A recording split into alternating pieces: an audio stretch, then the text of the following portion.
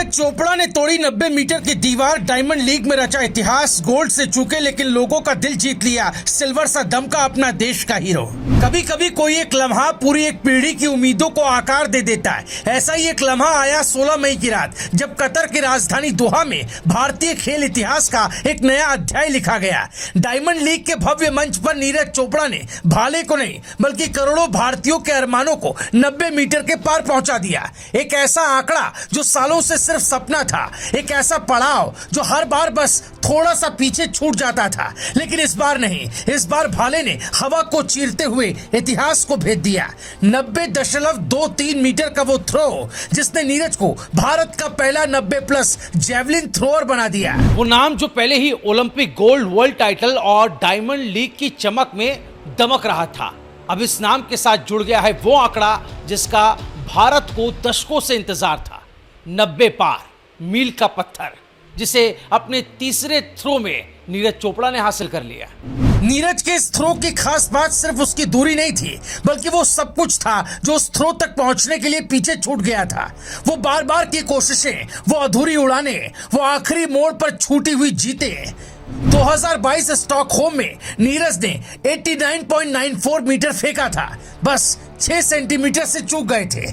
तब से लेकर अब तक हर मुकाबला मानो एक जुनून बन गया था और आखिरकार दोहा में तीसरे थ्रो में उन्होंने उस दीवार को तोड़ ही डाला। इस सीजन का ये पहला ही मुकाबला था। पिछले साल डायमंड लीग फाइनल में नीरज खिताब से चूक गए थे।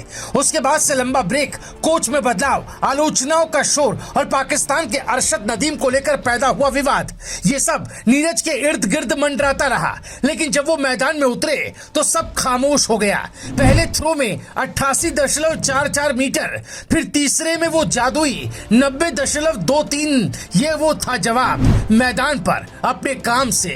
दिलचस्प बात ये रही कि ये मुकाबला नीरज के लिए सिर्फ नया सीजन नहीं, एक नई शुरुआत भी था। पहली बार वो जेवलिन थ्रो इतिहास के सबसे महान खिलाड़ी यान जेलेज़नी की कोचिंग में उतरे थे। वही जेलेज़नी जिनके नाम 98.48 मीटर का वर्ल्ड रिकॉर्ड है, 3 बार ओलंपिक गोल्ड, 3 बार वर्ल्ड चैंपियन, और अब उन्हीं के मार्गदर्शन में नीरज ने पहली बार 90 पार किया। ये सिर्फ कोचिंग का बदलाव नहीं था, ये मानसिकता का पूरा शिफ्ट होना था। कई बार खेल में सिर्फ मेहनत ही नहीं, सही दिशा और सही साथी की भी जरूरत होती है। ये भी बहुत मायने रखता है। यान जेलेज़नी ने नीरज को सिर्फ टेक्निक नहीं बल्कि एक विजन भी दिया, और इसी विजन के बूते नीरज चोपड़ा का नाम आज इतिहास के पन्नों में सुनहरे अक्षरों में दर्ज हो गया है। लेकिन जैसे हर कहानी में एक ट्विस्ट होता है, इस मुकाबले में भी आया। नीरज के इस गौरवपूर्ण प्रदर्शन के बावजूद वो डायमंड लीग जीत नहीं पाए। जर्मनी के स्टार जूलियन वेबर ने अपने आखिरी थ्रो में